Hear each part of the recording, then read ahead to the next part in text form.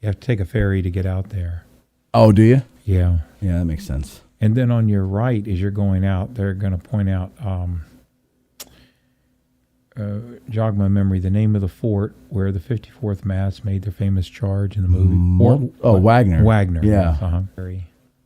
That's within ferry to get out there. Okay. Oh, there you go. Let me just check the On audio. your right, as you're going out, they're going to point out. There you go. That's us. Okay. So we're live now. Now everything seems to be working. And we'll go here to camera 1, camera 2. You ready, Troy? I'm ready. All right. Let me make sure I got that. Okay, good. From the Gettysburg Museum of History Studios, you're listening to Addressing Gettysburg. Hello, patrons, ladies and gentlemen. Actually, no, this is going to be a free show on YouTube. So hello, YouTube. Today on Addressing Gettysburg, we are talking about a winter lecture that was done on, when was that done? Let me think here. I think it was January 13th is when it was done, and it aired on our YouTube channel on January 15th of 2024. And it featured Ranger Troy Harman talking about the subject that he entitled Heavens Meet Earth, or The Earth, and it's about symbolism in the monuments here in Gettysburg National Military Park. This is actually our second attempt at doing this. Our computer was on the fritz when we did it the first time, and we lost a lot of quality of things. But this time we're hopefully not going to have that problem. Troy, welcome back to Addressing Gettysburg. Thank you, Matt. Thank you very much. So, all right. Now, what I love about, I've been on several of your battle walks. I've gone to all of the lectures you've done in the last several years. And what I love about them is you look at things on a different level, a different plane, if you will. And it makes me think about everything a lot more and a lot deeper than just, this brigade went here and that brigade stopped them. And, you know what I mean? And so I always find it interesting when you do these things because it just kind of opens my mind a bit. So thank you. This one here, you're talking about symbolism. The first thing I want to know is how much of the symbolism that you talk about in the monuments is something that we know because, I'm sorry, not the monuments, but the symbolism in the monuments, but you attribute it to things in the ancient world, like obelisks, for example, things like that. How much of what we know about these symbols and what they represent in the ancient world comes from the ancients saying, we built this because it represents that? And how much of what you're saying is you taking an educated guess? People in the 19th century were more aware of religion. They were more keenly aware of symbolism as it related to the Bible. And they were also taught, public schools and national directives in public education don't come about to the 1890s, but there were private schools and or people were taught in the homes in the early 1800s. And they were taught the liberal arts and primary and secondary education. The liberal arts were, if not exclusively, heavily invested in ancient Greek and Roman and Egyptian history. So today, post-Civil War, you start to have engineering schools. You go back and look at your alma mater, and it says founded in 1867. You say, well, that's 4 years after the Battle of Gettysburg. A lot of schools were founded then because Lincoln, during the American Civil War, passed with Congress the Land Grant College Act. And that was because Lincoln could see a second industrial revolution on the horizon after the Civil War. And there was only one really well-known engineering school, and that was West Point. And you needed engineers for civil engineering, structural engineering. By 1903, after Orville and Wilbur Wright fly, you need aerospace engineering. Right. You need chemical engineering to separate petroleum and create synthetics and silicones and stuff. So you start to have these, like Penn State, like Shippensburg University, like Virginia Tech University, like Stanford University. You have all of these schools that are founded in the 1860s, 1870s, and many of them have a strong engineering connection to produce engineers of all kinds for the Industrial Revolution. So education shifts strongly after the Civil War to more of a technical education, and liberal arts takes a back seat. But before the Civil War, if you were educated, it was Cato and Cicero, it was Socrates, Aristotle, Plato, it was Hippocrates. You studied ancient Greece and Rome and Egypt. And so the people that lived in the mid-19th century got a heavy dose of that symbolism indirectly through studying the ancient classics, which are de-emphasized now. So there's a lot of things that you cover in the lecture about what we're seeing in the monuments. And another reason why I find it so fascinating is because, you know, I go through life and I just look at things and I see things and I go, oh, that's a square, or oh, that's a circle. But they mean things. And I think a great example is, because there's a lot of things in this, is the Pennsylvania Memorial. Tell us about what we're seeing on that memorial. Okay, at the base, you're seeing 34,000 names. And if you look carefully at the bronze plates that have the 34,000 names around the base of the Pennsylvania Memorial, those bronze plates look just like the Law of the 12 Tables in ancient Rome.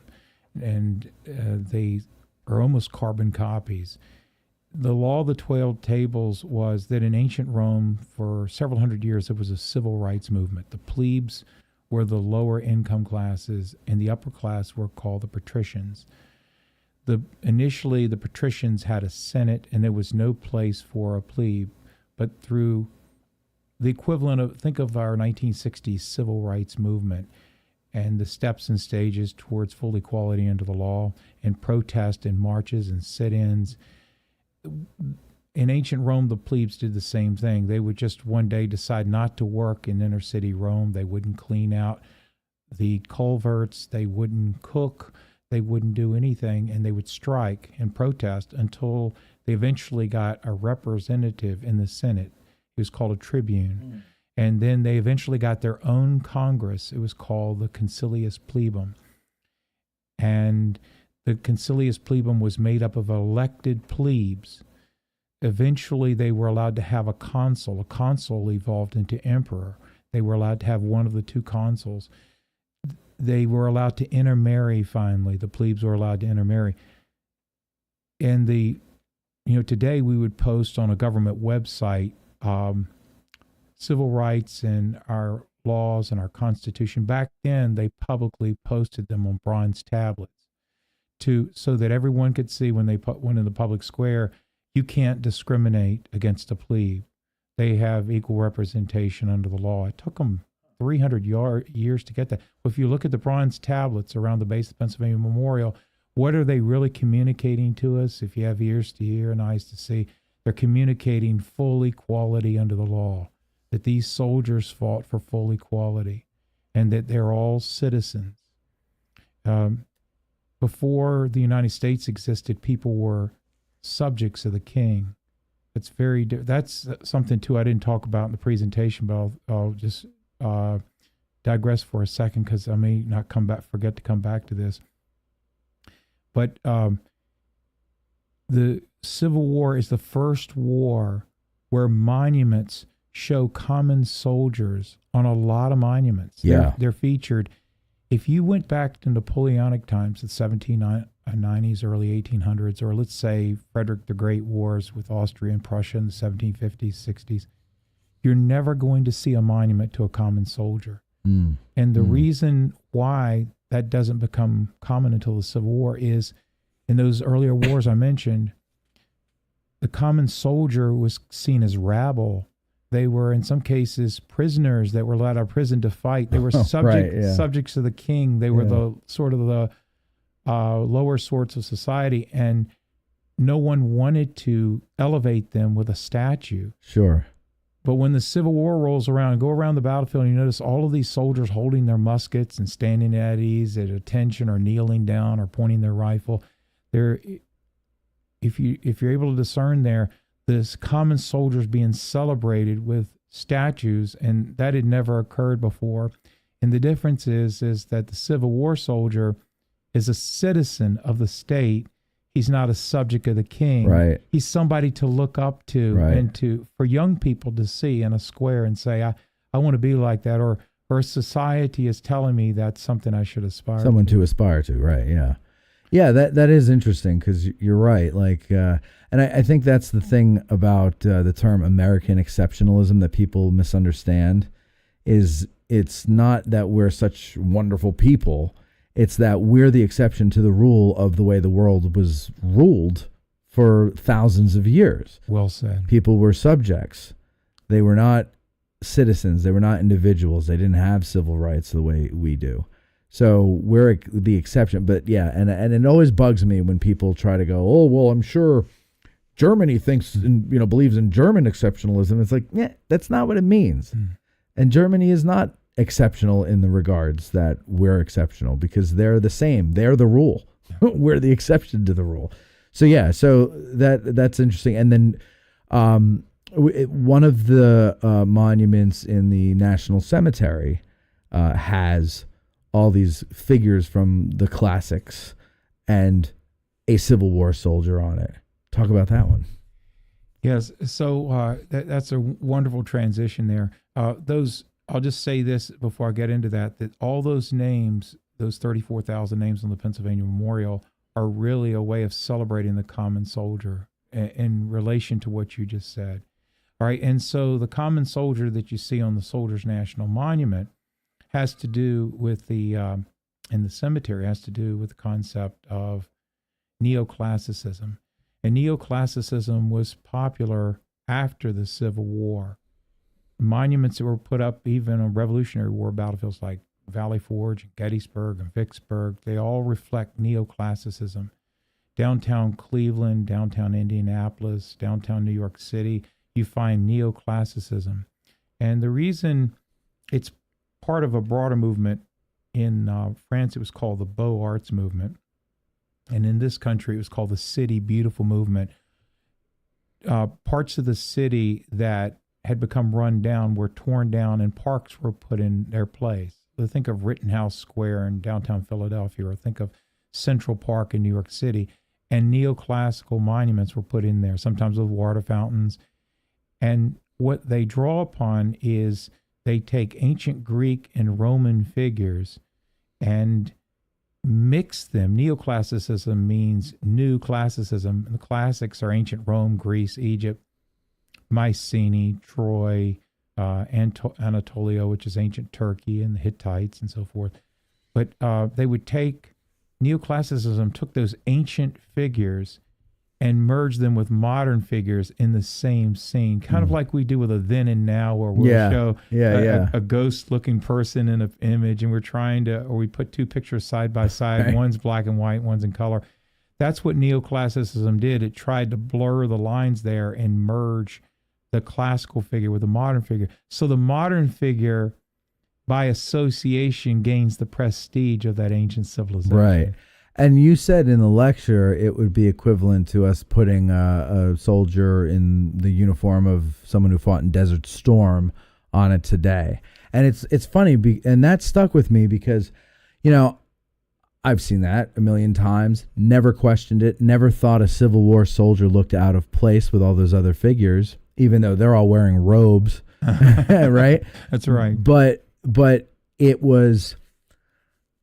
It stuck with me because in the time that came up, it might have looked a little odd to see someone from today dressed the way we dress today, as modern as we are, right?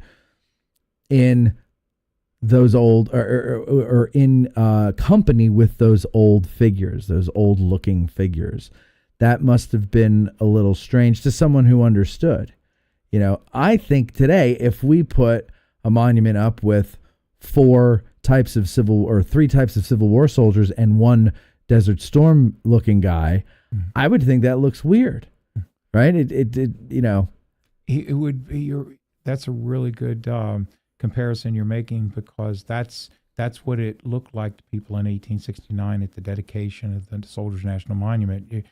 It would a soldier in khakis from Desert Storm. Essentially, that would have been the equivalent of what that soldier looks like on the Soldiers' National Monument. He was completely out of context with everyone else wearing robes from classicism. Right. Yeah, but that's he's got pants. That's neoclassicism, the new blended with the old, and I think I mentioned this to you before. But eventually, the new becomes old, and it becomes old, and then we don't notice the stark difference. Right. But you and I talked about this before, that's the Lincoln Memorial. It's neoclassicism. Lincoln, the oversized Lincoln in the oversized chair in a temple is really an attempt to conflate Lincoln with Zeus in his oversized chair in his temple on Mount Olympus. Yeah. And through association, Lincoln becomes godlike. Right. That's the point. There's a lot of subliminal messaging going on with these things. Mm-hmm. And whether you know it or not, you're getting it. You're getting the message. Mm-hmm. You know what I mean? Like you may not. So when they put the monuments up here, let's say, I mean, I'm sure not everybody did this, but someone had to have said, I designed this monument with this, that, and the other thing because this represents that represents this, et cetera, et cetera. I mean, do we know that? I mean, it can't just be a happy accident that a lot of these ancient symbols are in our Civil War monuments. But was there ever any acknowledgement that you're aware of by the monument makers that this is why we did this? Yes, I just think it was common knowledge then, with the emphasis on the liberal arts, right, and the emphasis on classicism. With the veterans, I mean, you made a point before. I think it was in your lecture because I was listening to it today. No, I'm sorry. I was editing a video earlier from our Get Out of the Car tour a couple of weeks ago, and Lewis Trott is the guide who does it, and he read a quote from a Vermont soldier who quoted Milton from Paradise Lost. Oh. And he says at the end, he goes, see, there were educated men in the Army back then, and you didn't have to have a college degree to be an educated man. Mm-hmm. And so I'm sure there had to be, in some of these veteran groups, when they went to commission these monuments, there had to be someone who understood the classics and the symbolism and said, well, I'd like it if we could put, I mean, that had to happen, right? Oh, absolutely. Yeah. You just got to assume that happened if we don't know it. Yes. It's like the horses and one hoof up, and you've heard that before. Yeah. One up and two up. It's similarly, if you notice a pattern of the horse has one leg up, then the general was wounded, and two legs up, he was killed. And if you notice that pattern, it's probably not because someone in Washington, D.C. told them this is the formula and this is what we're going to follow. It's that the individual sculptors who didn't know each other and didn't converse and weren't given a standard operation procedure on this is how we're going to do it. They were artists like you trying to do something as precise as possible, and they would try to show a general and the condition that they were in during the battle. If they were wounded, then they would portray them as wounded. And so a pattern develops of that you notice, not because it was planned, but because each individual artist is trying to portray that general in action and convey what happened to them. So do you think one guy just said, well, I'm going to put the two hooves up here, and another guy comes along and goes, oh, well, that guy was killed, and so's the guy I'm making a monument to, so I'm going to put two, and that's how it started? I mean, because it was never anything that said, okay, for these equestrian statues, one hoof up means wounded, two up means killed, and all four means Air Force. And then nobody said that. That's just something that we noticed later. And we noticed, as I understand, and we noticed it later because the artists were just trying to be realistic with what happened to the general. Right. They didn't receive any outside orders on how to make the monument or this is the formula. but they were just trying to be accurate. I guess what I'm asking is, if there are disparate artists, they're not communicating with each other. No one's saying, all right, let's do this for that and that for this. Yeah, that never happened. Right. So that never happened. So then where is that? Is that a common thing in equestrian statues around the world, that a killed general has a horse with two hooves off the ground, or two legs off the ground? Yeah, it's there are some places in Europe where there are equestrian statues that tend to follow that pattern. Okay. So I always use the word pattern, that there's a pattern with the horse's hooves, not a formula. Formula would suggest it was a top-down decision. That never happened. A pattern is an artist. I've been in the Park Library over the years when Troiani or Dale Gallen or one of their historians came to the park, and they had an appointment, and they were researching Troiani or Gallen's next painting. And they were really, really meticulous. They're really, really careful, because if they get one thing wrong in that print, it doesn't sell. Right. Because reenactors and Civil War historians are very serious about that. Oh, yeah. You have the wrong thing, button in the wrong place, the haversack in the wrong place. So I learned that years ago through people who came to research at the battlefield on behalf of Gallen and Troiani, that artists want to be accurate with their scenes and the people that they're painting. Right. Okay. In the same way, I think the generals on the battlefield just reflect an artist trying to show a realistic scene and depiction of what happened to that general. And in some cases, they're showing a hoof up or two because something happened to them. Yeah. For instance, if you look at Howard's equestrian on East Cemetery Hill, I knew he had an arm amputated in an earlier battle. I thought, well, wonder how particular was this artist? And I went up and I looked, and his arm is missing. Right. So there's a real attempt there by the artist to depict what happened to the general. Yeah. And to be accurate, just like Troiani's historian is trying to help him make an accurate print so it sells. So I think that leads to individually the equestrian monuments taking on a pattern of showing somebody upended because they're just trying to depict an actual scene. The name of your lecture was Heavens Meet the Earth. Mm-hmm. What do you mean by that? The idea of the heavens meet the earth is that a lot of times we look down when we look at the monuments, and we don't look up and see the angels and the goddesses that are flying above the monuments. Right. And maybe we don't look up and notice stars, for instance, on a monument, and why are there stars? Or we see globe-shaped monuments and eagles with their claws on them, like they're landing on a globe. Or in the case of the Pennsylvania Memorial, the goddess of victory, Nike, made of a melted down cannon, is flying over a globe shape, which is the top of the Pennsylvania Memorial. Well, you mentioned this a little bit earlier. In monumentation, when you have circles, that means the heavens. Mm-hmm. So the globe, Pantheon globe top of the Pennsylvania Memorial, that represents the heavens. And the goddess is flying in the heavens. And then the squares mean the earth. In representation of monuments and landscape design, that's the way it is. Like we have a town square here in Gettysburg. It's turned into a traffic circle now.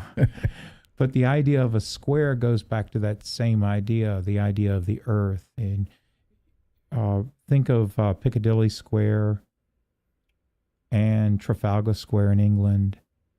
Think of in Moscow, there's Red Square. Right. Think of in China, there's Tiananmen Square. There's squares all throughout Pennsylvania. Thomas Penn and William Penn, and then his son Thomas Penn, that was the grid that they wanted their towns laid out on. Reading, York, Greencastle, Gettysburg, Chambersburg.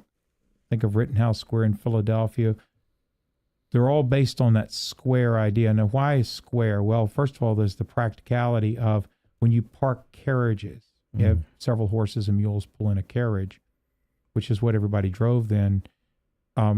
Park easier on a square surface rather than a round surface. Yeah, okay. So that was part of it. Another part of it is that the English tradition is very much into squares. Look at Georgian architecture.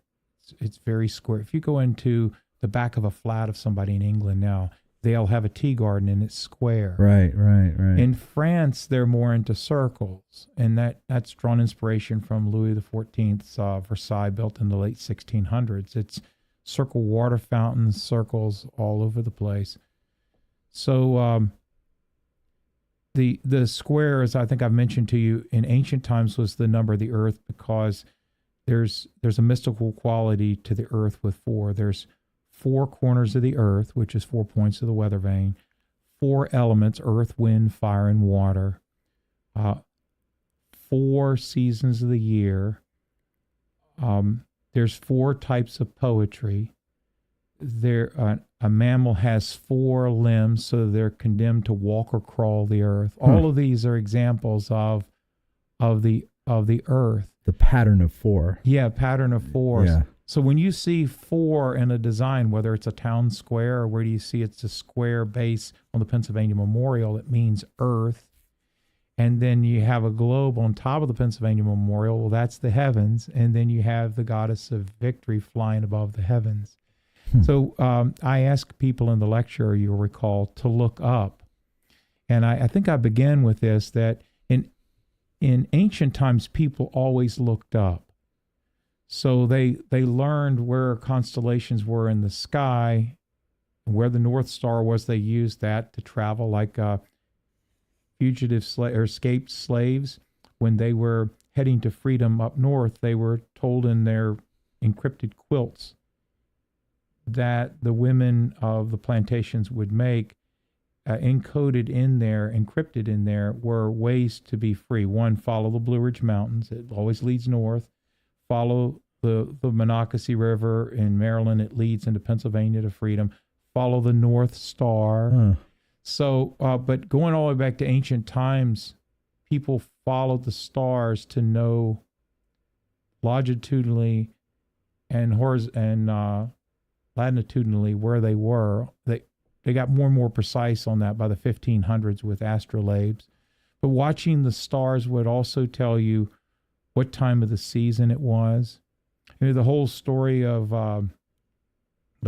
Christmas is the Zoroaster priest, Magi priest, in Iran saw a star, an unusual star, and they followed it, and it led them to Israel. Yeah.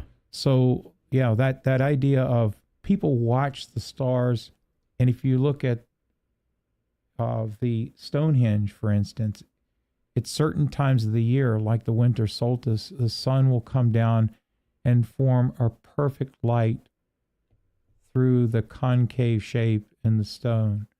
And that told them not only what time of the year it was, but it told them it was time to bed down for the winter, to store their grains. Right. And the same would be true for shadows. You know, the whole groundhog thing. The groundhog comes out and he looks at his shadow. Well, your shadow is longer in the winter. If he notices its shadow, it means it's longer, which means the winter's going to last longer. Yeah. But again, the shadow, monuments draw shadows down from the heavens. That's what obelisks are on the battlefield. They're actually trying to draw the heavens down in the form of a shadow. And likewise, when we burn incense in a temple or a cathedral, when we burn incense, we're sending up smoke to the gods. Right. Or to God. And ancient people believed that the way they looked at it was that in Greece, for instance, and they were polytheistic, they believed the gods couldn't taste food. They didn't have digestive abilities. But you could send... That's why they never gained weight. But you could send a scent up to them, and that was what an offering was, and it was a way to please them. And so you sacrificed the animal, and of course then you got to eat what you sacrificed or sell that at the market, but at the same time the smoke went up and it would please the gods, and maybe that would bring balance to your life and to nature. Yeah. So before we move on to other monuments, could you mention some other things that you bring us to other monuments? I want to finish up with the Pennsylvania. So, two things: the archways and Nike on top. She has in her hand a sword, and I believe is it a torch in the other? I'd have to go back and look at it. I'll Google it, but okay. But she does have a sword in her hand. She does. And let me see here, Pennsylvania Monument. Gettysburg. But go ahead and talk about the arches while I'm looking this up here. Well, the archways, let me say something just really quick about the goddess flying over the dome, and then I'll go to the archways. If you go back and look at the famous painting, I think it's by Gast, but double check me on that. It shows Manifest Destiny. It's a famous painting of people with their Conestoga wagons moving out west. Go west, young men, go west. And it ties in with American exceptionalism and the idea of the race to Oregon Territory before the British claim it. And as people are moving west, there's also in the painting, there's an eclectic mix of all kinds of things that show progress. And so the idea is that it's inevitable that the United States moves west, and there's a moral imperative to do that. But flying over the painting, leading the way, is what looks like a goddess of victory. And women were portrayed in monuments. Today, if you, let's say you go into a town square, a city square, and you'll see a monument to a famous president or maybe to an important poet, and that person is male. For women in the 1800s, women were never portrayed as an individual. So there wouldn't be a Susan B. Anthony monument, right, or a Clara Barton monument with their name at the bottom, like there would be for a man. And instead, women were used as they represented the virtues, and you and I have talked about that before: courage and patience and hospitality and truth and justice. I mean, look at the New York State seal, two women standing there, and one is holding the scales of justice. One represents truth and justice, and the other represents liberty. Women represented virtues: courage, truth, justice, honesty, hospitality.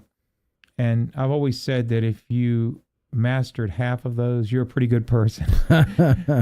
But ancient people believed that the more of these that you mastered, the more you ascended from mortality to immortality. So they believed that was the path to immortality. So the idea of women representing freedom, and there's a Lady Freedom atop the Congress Dome. The Congressional Dome, Capitol Dome was completed. It was mostly incomplete during the Civil War, finally completed. A lot of people don't know, 2 weeks after Lincoln gave the Gettysburg Address, he gave another speech to dedicate Lady Freedom atop the Capitol Dome. Oh, interesting. I didn't know that. And that's what I think he means in the Gettysburg Address when he says that this nation shall have a new birth of freedom. He was anticipating the statue. He didn't really mean it. Well, I think he's allegorically saying that freedom, Lady Freedom, is going to give birth to of the people, by the people, for the people. That's all people. Got it. Whereas liberty gave birth to all men are created equal. The new birth is all people are created equal. Yeah, okay. And so anyway, Lady Freedom was freedom, liberty, all those virtues women represent. Now, to the archways. Archways were a symbol in ancient Rome of victory. They were also structurally the strongest structure you can build. Have you ever seen a Volkswagen? It's kind of curved. Yeah. It's I've never seen one crushed in an accident. Exactly. It's because it's pointing up like a truss on a building. Yeah. It's pointing up. Yeah. So it's hard to push the point and invert something when it's pushing up. In fact, the more you push the point, the more it reinforces into the ground. It gets stronger. It doesn't bend or break. So the archway, the Romans used archways, one on top of another, on top of another, to build aqueducts, so that they could gradually, 1 foot gradation at a time, bring water that was melting off a mountain down into a city 50, 100 miles away. They also used it to build the Colosseum. And then over time, because it became a symbol of their engineering might, it became a symbol of their not only their architectural might, but it became a symbol of victory, because artists would be commissioned to do a relief in the frieze. That's the top part of the archway. And after Rome would win great victories and the army would come home by way of the Mediterranean, let's say from Afghanistan or from India, or wherever they were fighting, somewhere in North Africa, they would come home by way of the Mediterranean, and they would be the equivalent of a Veterans Day or a Memorial Day. And the people were given the day off, and they were given wine and bread and olive oil. It was a day of giving to the public. There would be a parade. Incense was burned. Prisoners from the latest place conquered and defeated were brought in cages through the town. The people on this Memorial Veterans Day, if you will, to celebrate the Army's latest victory, would throw cabbage and vegetables at the people that were in the cage, and they were being rolled by. The Roman legions were marching like our troops would march on a Veterans Day parade. And then it all would culminate in pulling a tarp off of an archway that depicted their most recent victory. An artist had been commissioned to do it up on the frieze. Well, that's what the Pennsylvania Memorial is conveying to us. There are 4 archways and 4 friezes. One frieze is of the infantry.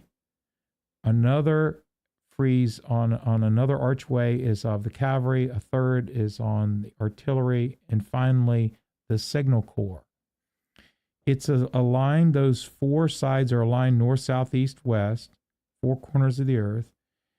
And if you have ears to hear and eyes to see, what the artist is telling you, the sculptor is telling you, the monument maker is telling you, is that Pennsylvania, through 4 branches of the service, helped the Union Army win at Gettysburg in 4 directions of the compass. Oh. And it's in victory. Each archway represents victory. And if you look carefully at the archway, it's very close, a copy of the archway to Emperor Titus, uncovered in ancient Rome near the Colosseum. It's got the 2 angels just below the frieze at the top of the arch on the Pennsylvania Memorial. Go back online and look at the one to Emperor Titus that has the 2 angels coming together. And instead of having Lincoln and Andrew Curtin and David Gregg and Strong Vincent and other statues all around in little coves or apses, instead, the ancient Roman one to Titus has emperors in those little spots. So there's your correlation. Those so if the archway means victory, and there's 4 archways, and if the goddess of history flying over the globe means victory, that's 5 victories. So all day long, if you're tuned into the right frequency and you walk past the Pennsylvania Memorial, it's saying this: victory, victory, victory, victory, victory, victory, victory, victory. It might as well be a flashing billboard. Yeah. And a lot of people are not tuned in. That's what it's saying. I mean, it's an overload on victory symbols. Yeah. Well, yeah, and you even say later in the lecture that the ancients believed in walking around something. Mm-hmm. And so here you can't miss it. If you walk around, they really reinforce victory around the Pennsylvania Monument. Now, I found out Lady Victory or the Goddess Victory, whatever she is, she's clutching a sword in one hand and a palm branch in the other. A palm branch. What does that symbolize? It looks like a feather. I thought she was trying to tickle the vanquished foe, but it's a palm branch. I don't know on that. I don't either. Yeah. I've never heard of that. I mean, the olive branch. If it was an olive branch, then I would say peace. But I don't know about the palm branch. Well, then I'm going to start you on the next question, and while you're answering it, I'm going to look up what a palm branch symbolizes. All right, very and we'll good. get an answer. Okay. Outstanding. You mentioned smoke going to the heavens before. So that reminded me of fire. So fire is another symbol or another thing that has symbolism. And of course, here at Gettysburg, probably the most famous thing that comes to mind when you mention fire is the Peace Light Memorial. Yeah. Yes. So tell us a little bit about that, because that one I found really fascinating. That really does talk about lighthouses. Just tell us about that one, because that's All right, that's Neoclassicism too. There's a conflation between a modern lighthouse and one from ancient times. There's an attempt there to bring Egyptian history and merge that and its greatness as a civilization with American history, and through the association, it helps a young nation like the United States become tied to great civilizations. Well, as you know, in the way of fact, the base of it is made from granite from Maine, and the shaft is made from dolomite limestone from Alabama. But if you look really close at the shaft, it has two ladies, and they're walking arm in arm, and that's called the Tale of Two Ladies in Ancient Egypt. These are two Egyptian ladies, and they're walking arm in arm, and one seems to be protecting the other. Well, that's an association of the Upper Nile, and where that would be Nubia, and the Lower Nile, which is further north, that would be Cairo. There was a north-south rivalry in ancient Egypt, and they would at times divide. But the two ladies, the tale of the two ladies, is northern and southern Egypt in antiquity embracing each other and protecting each other and staying together. So clearly the Neoclassicism message is that the North and South have come back together again. right.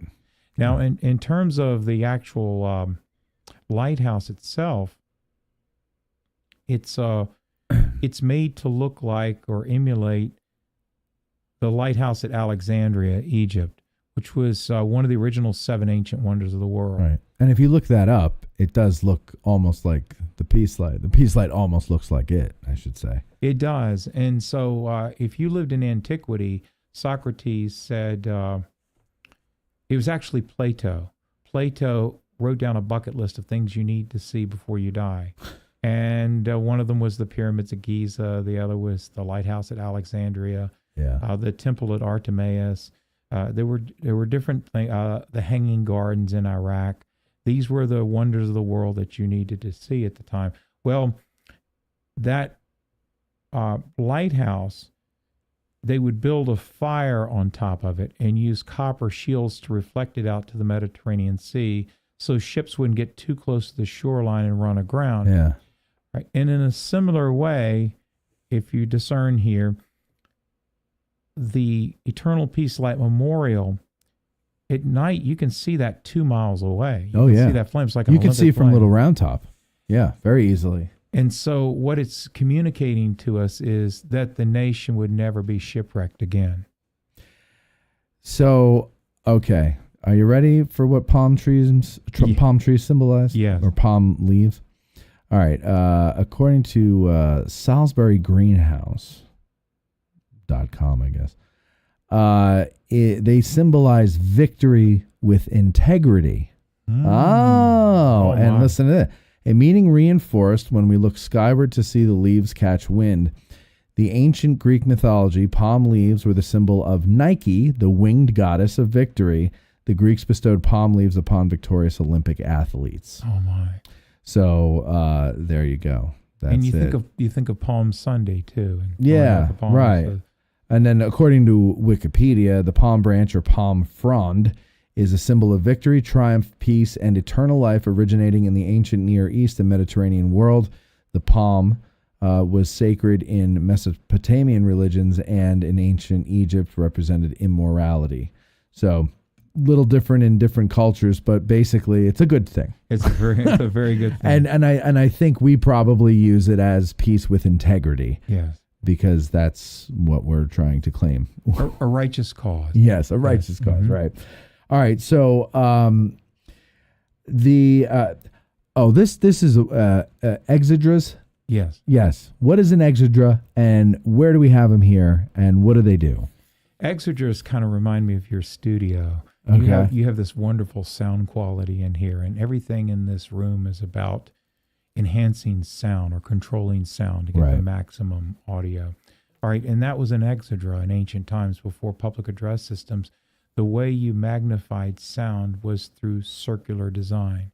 And you look at the ancient amphitheaters that the Greeks built, like the one at Epidurus that's still there, or the Romans revamped them and called them forums. They built them in circles not because they had the ability technologically to detect that sound waves travel in circles, but they learned through trial and error that if they encased an amphitheater in stone, a certain kind of stone, and they made it in a circle, you could stand on the stage and everyone could equally hear it. Yeah. You could actually drop a coin, a euro, but today you can drop a euro on the stage. It's called the orchestra, by the way, and that's where we get the term today, where the orchestra is hidden under the stage and they're playing music. But you can drop a euro today on the stage at Epidurus, and 2 stories up in the nosebleed section, marble nosebleed section, in a series of cylindrical stairs going up, you can hear the coin dropped in the echo. That's amazing. That's how great it is.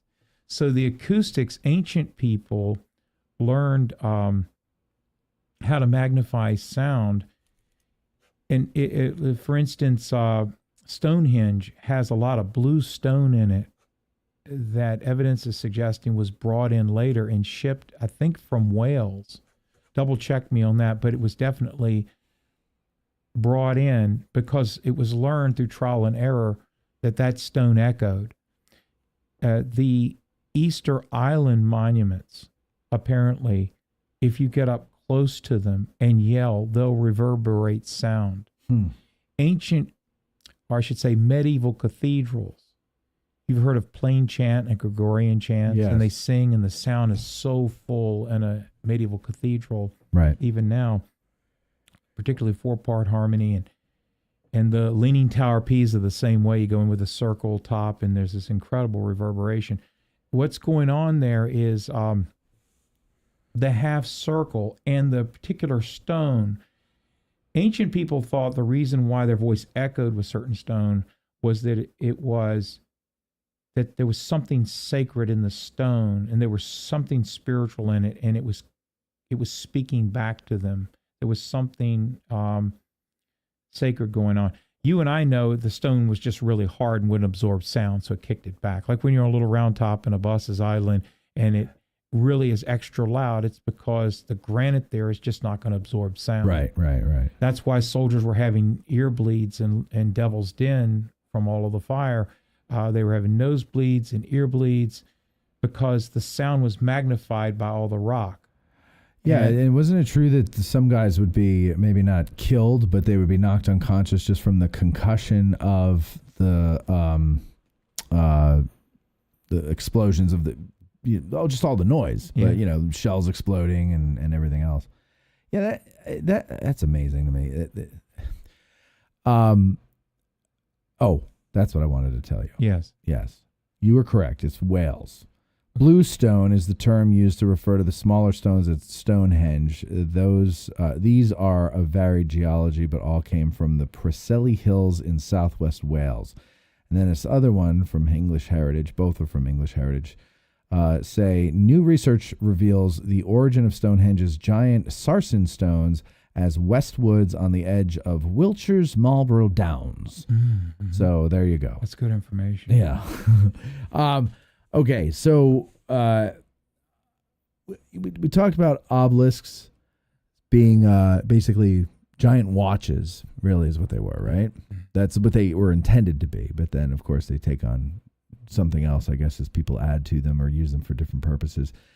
We weren't using them to tell time when we put them here on the battlefield, right? We had clocks and watches by that point. So they kind of took on another meaning, I would imagine. By that point, well, because the Romans stole them from the Egyptians, right? And then, prior to obelisks coming to Rome, what were they using to tell time?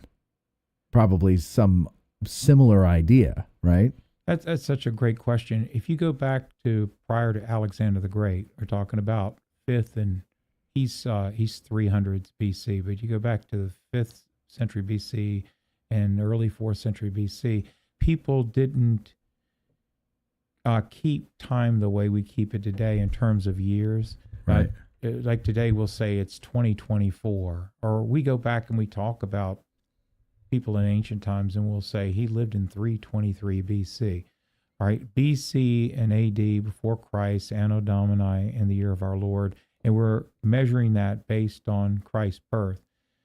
The people that lived before Christ, though, didn't have a chronological time. Yeah. So they certainly didn't know they were counting down until his birth either. They didn't know that. They didn't know that. So what they did is, the way they kept time is by how long a king ruled. So you go back and look at an ancient text, an Assyrian text or a Hebrew text, and it says in the year of Hezekiah, and he ruled and reigned, and he was a king for 40 years. All right. So their world, the people that lived in that kingdom, their concept of time was how long he lived. Mm. And then there might be, then the next king, they would say, he lived 20 years. And that's how they were keeping time, is how long that divine appointed king was there. And it wasn't a countdown to or a countdown afterwards. So when the obelisk was around, it wasn't keeping track of, hey, this structure was dedicated in the year 315 BC. It was, time was not measured as precisely as it is now. Mm-hmm.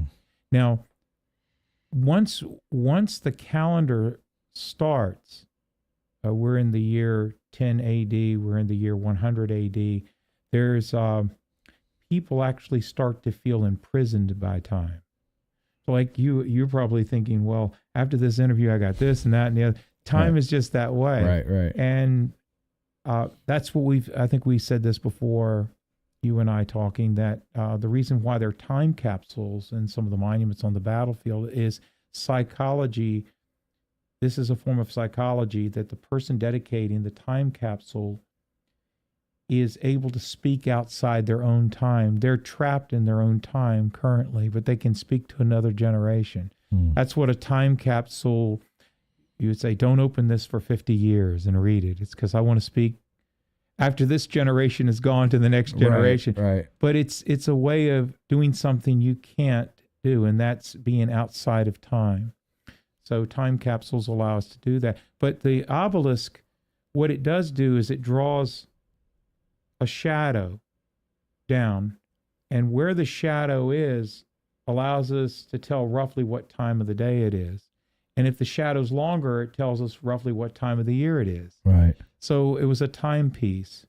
So when you see an obelisk on the battlefield, it's not only marking where a unit or a state might have been, it's on a much deeper vibe, communicating time.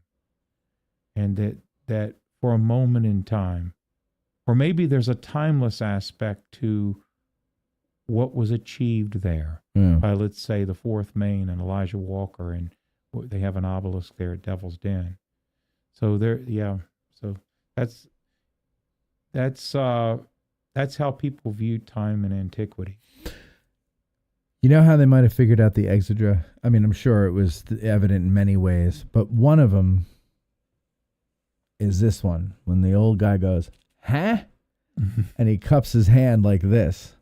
Oh, so he could hear better. That's very good. So there's probably a lot of old people hard of hearing. They didn't have hearing aids back then, and they'd go like this. So, someone must have gone, That is so good. And you know that exedras were all along the Appian Way in ancient Rome, which was a beautiful brick road that they built from point A to point B. Yeah. And the ancient Greeks had exedras too.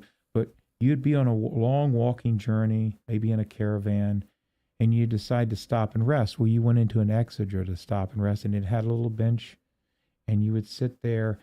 And it was a sacred space, so you had sacred conversations like you and I are having right now Right. in this soundproof Yeah. room. That's kind of what it had, a sacred feel to it because something magical was going on with the sound. Well, it's like we were talking before we started how you used to work at the local TV station and how you just always liked being in a studio. Like there's something, and I knew exactly what you were talking about because I have the same feeling. I think the black walls help. Painting the walls black because it kind of makes it feel like it's a limitless space. Even though this is a small room, it feels like it's limitless. And because of that, I'm able to think more clearly and I'm able to come up with better ideas than when I'm in a stark white room with fluorescent lights and everything is very sterile and white. I can't get anything done. I feel like I'm in an abyss, even though an abyss is black. But, for whatever reason, the darkness in this room and the soundproofing where there's no echo. We're hearing an echo because I have the door open and it's coming through the hallway. Mm-hmm. But almost that sensory deprivation, or at least that sensory what's the word? I'm not perversion, but it screws with your senses. Mm-hmm. And I don't know the proper word, so I'm going to use street language.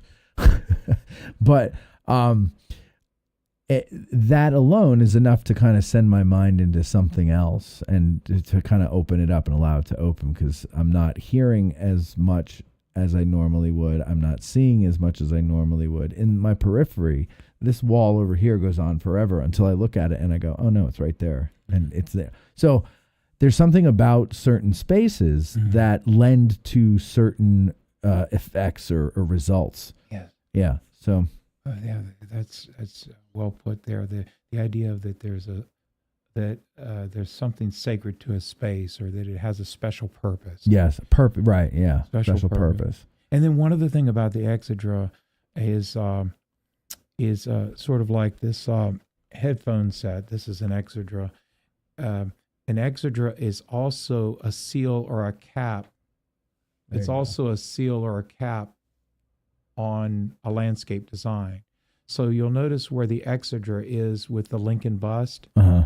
All right, that's a sacred space for us to talk about Lincoln's Gettysburg Address. But notice where it is. Think of a cul-de-sac at the end of a road. Right. Cul-de-sac means that they've run out of money or they've run out of room, and so they just built a circle. And you'll see signs before you get there that says dead end, and there are kids out playing in the cul-de-sac. Right. All right. That's what an exedra was too, in a practical sense. It was a cul-de-sac where you turn around and walk back to where you came from. Okay. So yeah. So on either side of that brick stage, that's in the National Cemetery as part of the landscape design, there are a row of trees, and if you read the labels at the base of the trees, they're not from Gettysburg. They're from all over the world. Right. And so there's something going on with that too we may not get to, but the trees pointing up form an alley, and they frame your view towards the Civil War section in one direction and towards the stage and Lincoln in the exedra in the other direction. Yeah. And those trees also not only frame your view in those two directions, but they are natural stoas. In ancient Rome, stoas were columns that were lined up, and they would have a canvas roof, and it was a market. And at the end of the stoa, that's where all these columns are aligned to frame your attention, was an exedra to get you to turn and go back the way you came. So okay. There's like a cul-de-sac at the end of a street. So that's what's going on there too. So now there's that one in the cemetery, and then we have another one on Hancock Avenue, the New York Auxiliary Monument. That's right. And do you think now, like that one, do you think the intention was for people to stand there and give speeches, or was it just more of, hey, that's a cool looking design? Because there is a bench in that, isn't there? Or is that the Lincoln one? It's just a real low rim where you could sort of like a ledge. Shimmy up. A ledge is a perfect word. Yeah. I think it goes back to what you said so eloquently about a special place with a special purpose. I just think it's a place to come and pause and to reflect and contemplate the sacrifice of New York at Gettysburg. It's like I said, it makes me look at all this stuff differently now. You know, the way just all these different things, and it's just there's so many layers of knowledge here, history, art. You know, I mean, the cyclorama is a big, huge piece of art. You know, it's everywhere around here, and I could have started studying this at 5 years old and lived to be 100, and I'll never know it all. I'll never even come close to knowing it all. I don't want to, because that's part of the adventure of living here is learning new stuff, right? Mm-hmm. And I forget most of what I learn because I'm constantly learning, like daily I'm learning stuff. Mm-hmm. So it's very hard to hold it all in. But, okay, so the good death. Explain the concept of that for people who don't know. What is the good death? And give me some examples of monuments around Gettysburg where maybe they kind of throw the good death, throw a wrench in the gears of the idea of the good death, depicting death. I'm thinking in the lecture you mentioned the sarcophagi in where is that? Westminster Abbey? Where is that? Mm-hmm. Right, and they're straight. Mm-hmm.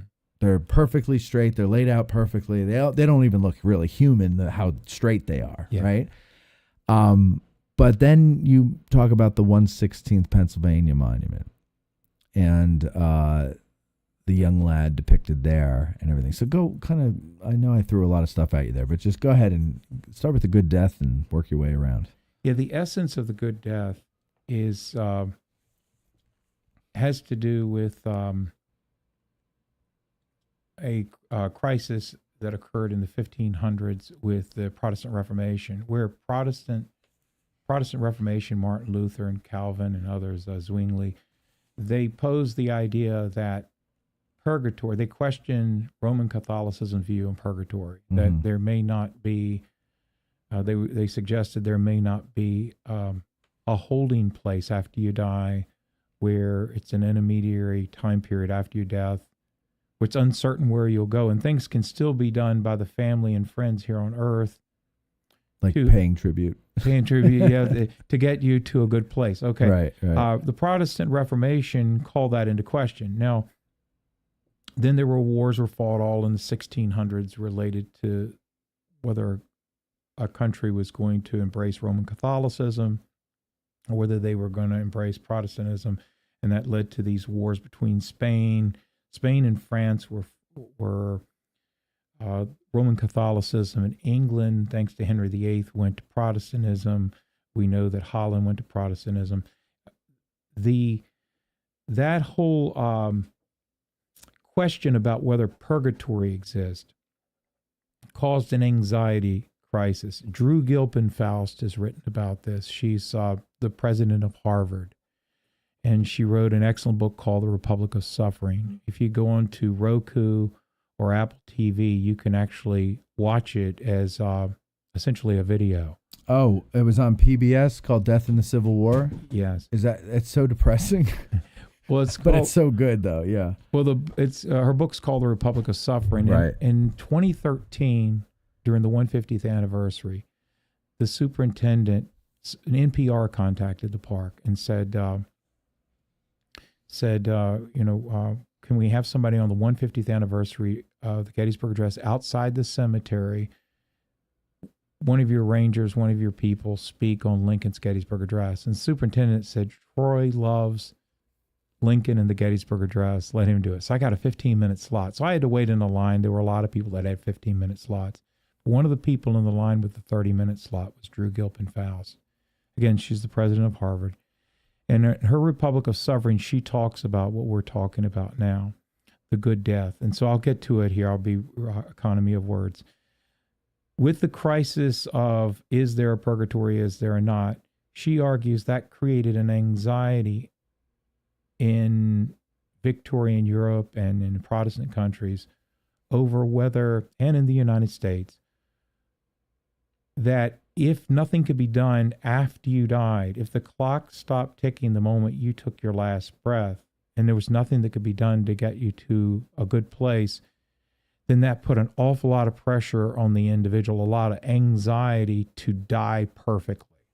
And that's it, if I were to say nothing else, is that a lot of people in the 19th century, Civil War people, were held captive by the fear that if they didn't die perfectly. And you say, well, how does that relate to the battle? Well, when a wheel is coming off, wheels are coming off a charge, like Pickett's charge, what makes you keep going forward? Yes, the person beside you, it's always more than one answer. But part of it is, too, they believed heaven and hell were real places, and how the way it ended for you, in the moment that it ended for you, carried over into the next life. And they're trying to die the perfect death.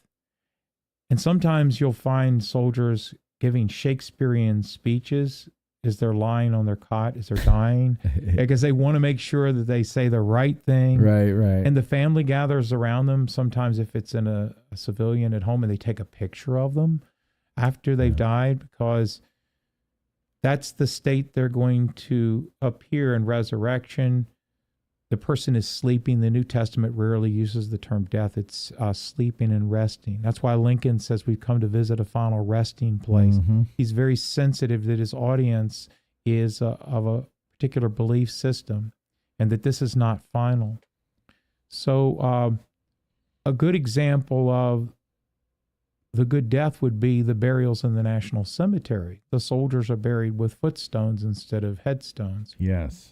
So when the trumpet sounds, there's a New Testament passage that says that the skies open, the second advent, Christ's return, and the dead rise first, and then the living. All right, so the design by William Saunders of the Union soldiers in the National Cemetery is they're buried with their feet touching their names. So when the trumpet sounds, the dead rise first, and they rise up on their names. So their feet are touching their names in such a way where when they rise up, they're looking at their names. And then as they're caught up, and the Latin word is raptor, and we get the word rapture, but as they're caught up, the circular shape of the Civil War National Cemetery is that it's a panorama shape. So as the Union are caught up into the air, Indiana, Massachusetts, Pennsylvania, New York, Maine, Michigan, as they're caught up, Minnesota, as they're caught up, they're looking out in a panoramic view of the battlefield where they perfected themselves, the good death, by dying for freedom. And they're assured of a good place hereafter. The burial is to assure that they're going to a good place. Yeah. Yeah, so that's the good death. Ladies and gentlemen, I mean, come on, right? Like, there's so much stuff here. And then, we hear these people that go, oh, Civil War is so boring. History's so boring. And what are we going to do? Go look at a bunch of monuments and cannons in a field? Like, why do you go there all the time? And this is why. Because there's so much more. It's like the Da Vinci Code almost, where it's like there's all these symbols, all these secrets and answers to questions right in your face. Problem is, we don't know how to read the language. And so then a guy like you comes along and you say, well, this is what that means and everything like that. And then, at first I'm like, God, I feel like an idiot. And then I'm like, well, no, I'm here to learn. But that's the thing, is that most people don't even want to know it. And what does it do for you or I, Troy, at the end of the day? Like, do we get any richer knowing all this stuff? No, we don't know. But we're richer inside, right? You're richer inside. We don't have any more money because of it, but who cares? It's easier to, you feel better living life, knowing what the hell is going on around you and what came before you. Because you're ignorant to everything.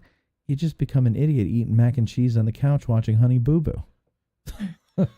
There's a couple of things you said there that were so good. One was a couple minutes ago, you said something about the art on the battlefield. And the park in the last several years is making a conscious effort to try, not only through the Adams County Arts Council and artists in residence, and the park's done those kinds of things and reached out, and they've reached back. It's not only that going on, but there is and Sue Boardman has done such excellent work with the cyclorama, and Chris and others have. What the park is trying to make a conscious effort to do is there's been these internal conversations. Look, we have 1,300 monuments, markers, memorials, statues, tablets. Gettysburg is an art gallery. It is. And right there with Chickamauga and Vicksburg, but Gettysburg is often referred to as the greatest outdoor collection of stone and metal art in the Western Hemisphere. It's thicker than a city cemetery in granite, marble, and bronze. Wow. And this includes, in terms of the greatest outdoor collection of stone and metal art, this includes Aztec, Inca, and Mayan ruins. It's unbelievable how much stonework is on the battlefield. And that's all artwork. Yeah. And it's not just Gutzen Borglund, who sculpted the faces on Mount Rushmore, did a monument at Gettysburg. There's a lot of well-known artists that they can look up that did those monuments that were very well known in their circles when they sculpted. That's why they were selected. And we've got that. And as you also said, the cyclorama paintings. So even though we're military history first, we've got this unbelievable collection of art. And so the park is making a conscious effort to try to find this medium and that medium to talk about it. And you're doing, thank you, because you're creating an outlet to talk about things like this. And well, you have to thank my patrons because they enable me to do this full time. So, I mean, I would do it for free if I didn't have to eat and pay medical bills and all that other stuff. But no, I mean, but you're welcome, and thank you for acknowledging that. But yeah, thank you. Thank you. One last one, and then I have a question. Eagle. Yes. Tell me about the eagle. Well, in the ancient Roman standards that they would carry into battle, they would hold up heraldry, and heraldry in a time of anonymity. You and I have credit cards in our pocket. We have social media. We phones. Have Social Security. We have, we go to scan something to buy a candy bar, and there's our financial history on the screen. There's no anonymity now. I mean, you walk into a public building, there's several cameras looking down on you. And so we don't live in a period of anonymity. We can go online and express ourselves and put pictures up of our family. People at the time of the Civil War lived anonymous lives. One of the reasons women wore bonnets in the 1840s that would only show their face and frame their face and cover their hair is so that you would pay attention to their face when they spoke, and they would over accentuate and exaggerate their expressions to prove to you they were sincere, because you didn't know who anyone was. That's why they had duels back then, is because reputation is the only way you were known. If your reputation was ruined and somebody wouldn't retract it in the paper, then you'd rather go out and have a duel and carry a bullet around in your body or a limp the rest of your life because your family was insulted, which means they become anonymous in society. So now take me back to the original question, because I got on the tangent. The eagle. Yeah, the eagle. Okay. So heraldry in ancient times, when you'd hold up a banner and it had let's say a lion on it in the Middle Ages, or with the Romans it was an eagle, that's a way of announcing who you are and dealing with anonymity. Now, the eagle in particular meant majesty, divinity. It meant strength. It meant fierce independence. Even now, when we see a bald eagle, the word gets around real quick, and everyone wants to. You'll do that with a hawk, but with an eagle, oh my goodness, everybody comes out with their cameras, and it's a special event. So America had a debate at Independence Hall, in 1787, over what should be the official state, the national symbol. And Ben Franklin, double check me on this, but I think it was he that suggested it be the turkey. because it's delicious. Yeah, okay. And he was familiar with them in Pennsylvania, but ultimately the eagle was chosen because of perhaps a correlation with ancient Rome, but just all of those things that the eagle stands for. It flies. The eagle flies at another level. Have you ever heard that someone remains above the fray? Yeah. They're just not. Oh, they're insulted and they're not bothered by it. They're flying at another elevation so that nothing touches them. That's the eagle. You can't reach the eagle. They fly at another elevation. Right. So that's the idea is, and when you go around the battlefield, you'll see eagles like on top of the 27th Connecticut Monument in the wheat field. There's an eagle there. If you look at the double granite column entrance put there by Emmer Cope to the National Cemetery on the Tawnytone roadside, it has it's just the most beautiful granite stone, like a charcoal gray, and on the top are black globes and two eagles, and you can see their claws. I see it every morning when I drive in. Mm-hmm. And those are not the only examples, but those are symbol on the Baltimore Street side to the National Cemetery. There are two eagles there atop the columns there, and they look almost like the eagles at the top of a standard or heraldry that would have been carried into battle to show identity. Those columns that they're on over on the Baltimore side look very Roman to me. Mm-hmm. The whole thing, because there's writing on it too, isn't it? Like the whole thing's metal. Am I picturing this right? It's stone at the base. You're talking about the columns on the Baltimore's. On the Baltimore side, yes. I'm trying to remember. I can't remember the last time I touched them. I think they are metal. Yeah, but it has a very Roman look to it. The writing on it looks very Roman. Yeah, so you could you definitely tell like the Romans really had an influence on a lot of people in the past. Oh, absolutely. Our whole good and bad. Our whole bicameral system, a lower house, and an upper house. That comes from the concilium plebis of the plebes in the lower house, and the patricians in the Senate in the upper house. We got that from Rome. Yeah. The eagle versus the turkey. Franklin conceded that the turkey was a little vain and silly, but maintained that it was nevertheless a bird of courage that would not hesitate to attack a grenadier of the British Guards who should presume to invade his farm with a red coat on. Congress was not convinced, however. I think they made the right decision. I think they did too. Franklin might have been losing his marbles by that point. All right, finally, do you have a favorite monument? If so, which one? Probably the Soldiers' National Monument in the National Cemetery. Why? I like the Neoclassicism, and I like the idea that that the pathway that the soldiers pursued from mortality to immortality is sort of mirrored there. They embrace the virtues of courage and honesty and truth and justice, and they died the good death. Lincoln, and then you look at those four figures at the base of the Soldiers' National Monument. That represents the earth. But if you go about halfway up the column, there's stars. There are 18 stars. Now, they represent the 18 states that are buried in the semicircle of Civil War graves.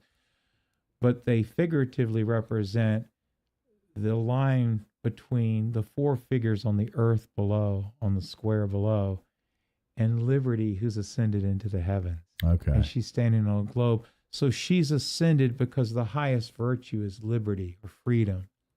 So she's ascended into the heavens.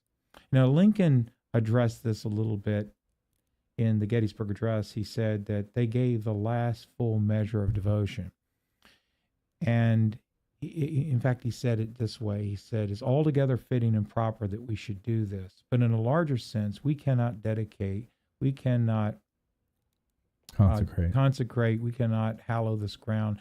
The brave men, living and dead, who've struggled here have consecrated it far above our poor power to add or attract. The world will little note nor long remember what we say here, but can never forget what they did here. All right, that section of the speech ties in with the Soldiers National Monument. What I like about it, and the arrangement of the Civil War graves and that sort of thing, is this.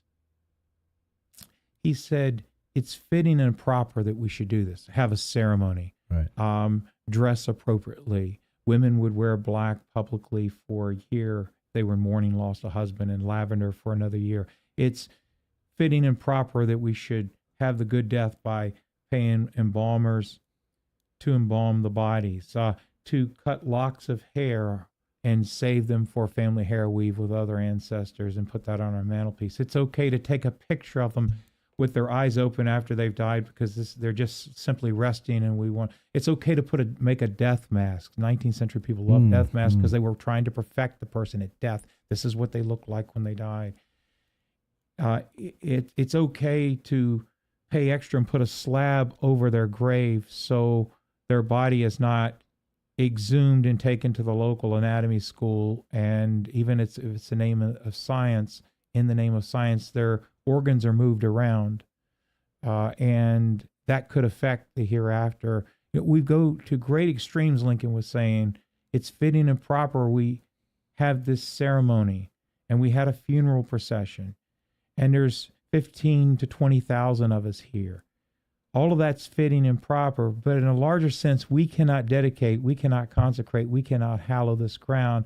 The brave living and men who struggled here have consecrated it far above our poor power to add or detract. What he's trying to say there is they gave the last full measure. Many people will give up something for freedom, but those soldiers in the National Cemetery gave up everything for freedom. How can you add or detract to that? Right. I've thought about that when I'm giving tours there. Sometimes I'll think, was that my best one today, or did I have a better one last week? It doesn't matter whether I have my best delivery or not. It doesn't add or detract. Lincoln was saying it doesn't matter how perfect you're making this ceremony to perfect their death. They already gave everything.